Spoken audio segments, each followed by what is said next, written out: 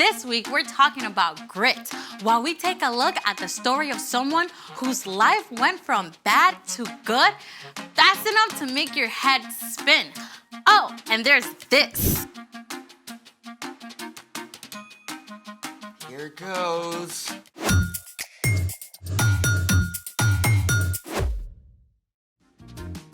Hey, I'm Amaya. And I'm Zeke. And we're talking about grit, which is refusing to give up when life gets hard. What's under the plates? I don't know, actually. How do you not know?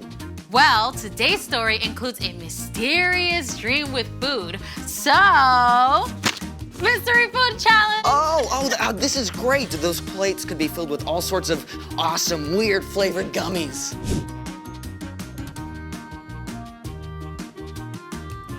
Well, I got my friend to set it up for us.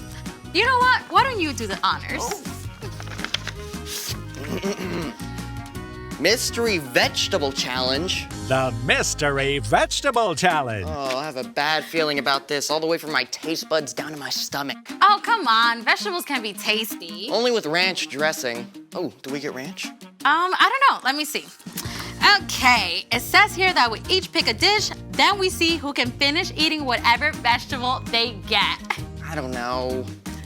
Come on, you can totally do this. Grit, remember? Can I cook mine with bacon? Just pick. Fine. Here goes.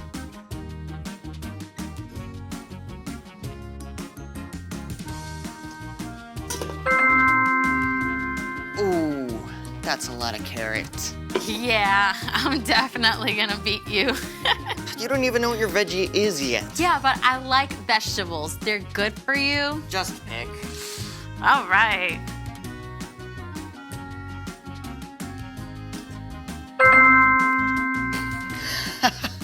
Yum. Yum. Oh, this is great. Let's go. You like vegetables, right? Yeah. On your marks. Get set. Go!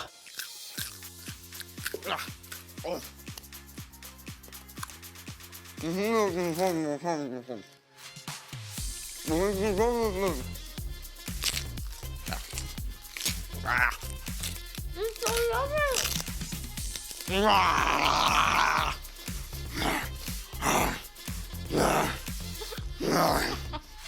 I'm gonna beat you. Oh, I won! I'm the carrot master. And I think it's time for... The story before the story. Today, we're in the very first book of the Old Testament, Genesis. God created the whole amazing world, but people turned away and broke their relationship with God. Still, God had a plan. God called Abraham and Sarah and promised to bless the whole world through their family line. One of Abraham's great-grandkids, Joseph, was sold into slavery in Egypt by his own brothers and then thrown in prison even though he done nothing wrong. But even there, God was with him, and Joseph didn't give up. That's where our story starts. Take it away, Brian. Hey everyone! Well, we are at the bottom of the roller coaster in Joseph's life. Let's find out if it gets any better. During his time in prison, Joseph had interpreted the dream of Pharaoh's drink taster and asked the man to put in a good word for him, remember? But the drink taster forgot until 2 years later when Pharaoh called his advisors together. I had 2 dreams last night. Who can tell me what they mean? No one could help Pharaoh until the drink taster, finally remembered Joseph. Pharaoh called for Joseph at once. Now, it must have been a serious shock to be pulled out of prison after so many years and marched straight into the palace. I've heard you can tell what dreams mean. Oh, I can't do it. But God will give the answer. I saw 7 fat cows come out of the river, but then 7 thin, ugly cows came up after and ate the fat cows.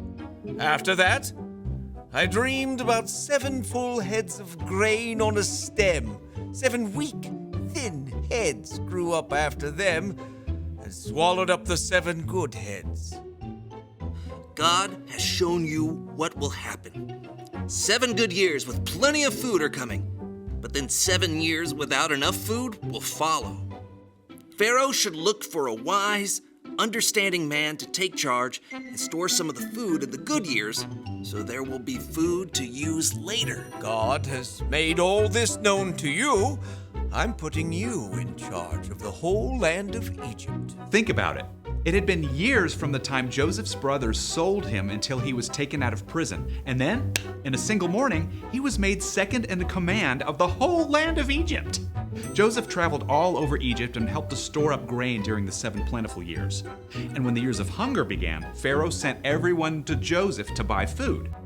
Now, the famine spread far beyond Egypt. It even reached into Canaan, where Joseph's father Jacob and Joseph's brothers lived. And they soon became desperate for something to eat. I've heard there's grain in Egypt.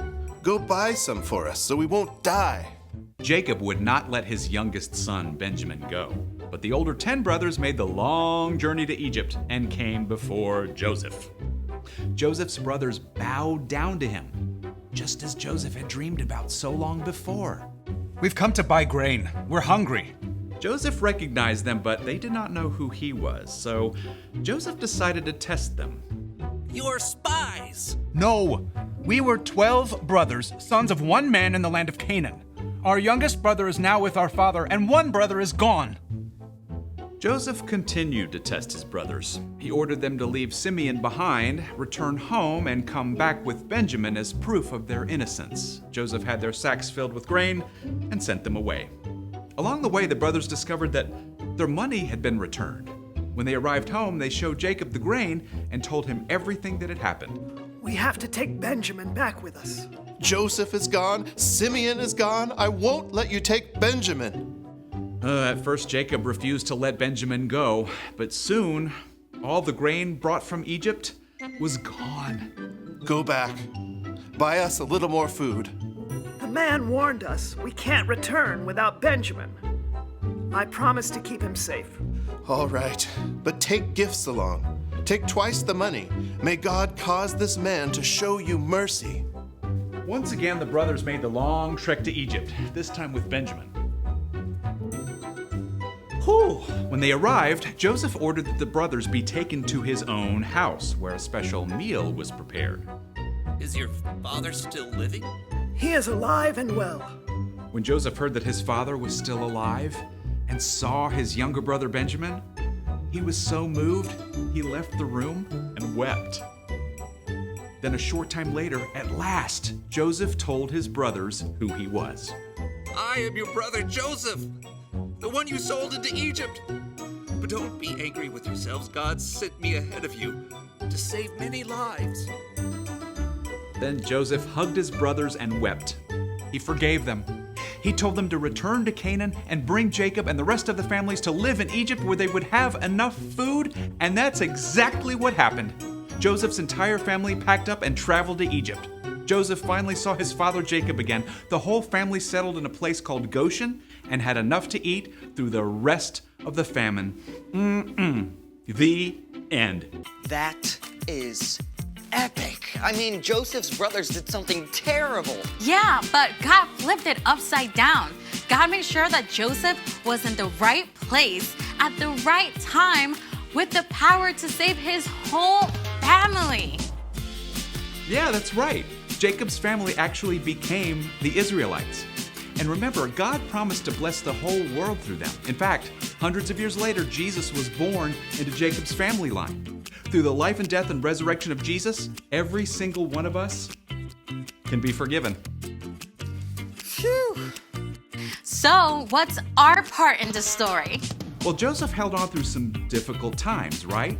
But all those hard pieces ended up leading to something amazing. So, we can look at how God worked in Joseph's story and trust that God is at work in our lives too. Oh yeah, absolutely. God is big enough and amazing enough to take something that seems awful and still work out a good ending. Like, if you have to move away from your friends. Or maybe you get sick right before a big trip you've been super excited about. God can see the bigger story, even if we can't. God knows how things will be made right in the end. Yeah, we might just have to wait a little longer than we like. You know what? I think you two got it. See you next time. So here's the thing. Hold on, because there's a bigger story, and that can give you grit. You really don't have to finish that. Oh, you bet I am, because the bigger story for this broccoli is sauteed with some bacon. Well, we can't finish without finding out what's in the last dish. Oh, go for it.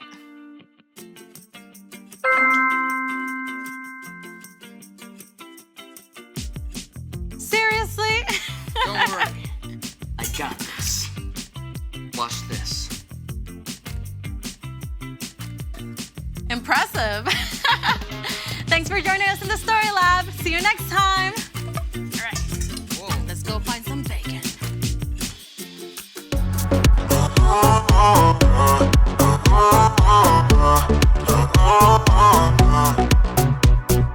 Everything keeps telling me to quit and not go where I'm going. But I'm never ever gonna stop, and there's no sign of slowing. Ooh,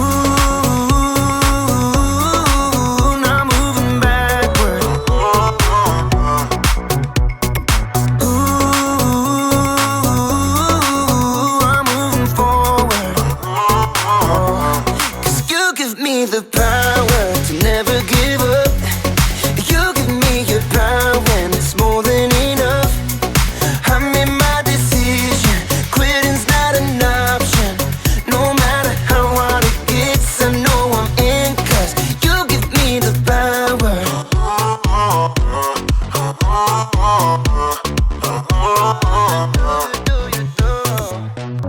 I'm committed to your plan, so I'll follow all of my days.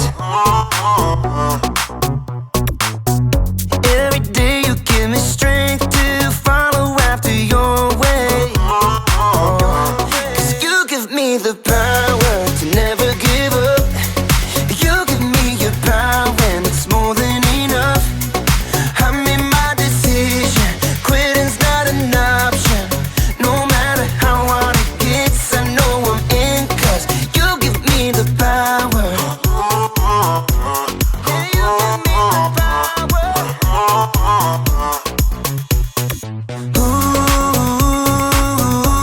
Ooh, now moving backward. Ooh, I'm moving forward. 'Cause you give me the power to never give up. You give me your power and it's more than enough. I made my decision, quitting's not an option. No matter how hard it gets, I know I'm in, 'cause you give me the power. Yeah, God gives me the power. You give me the power.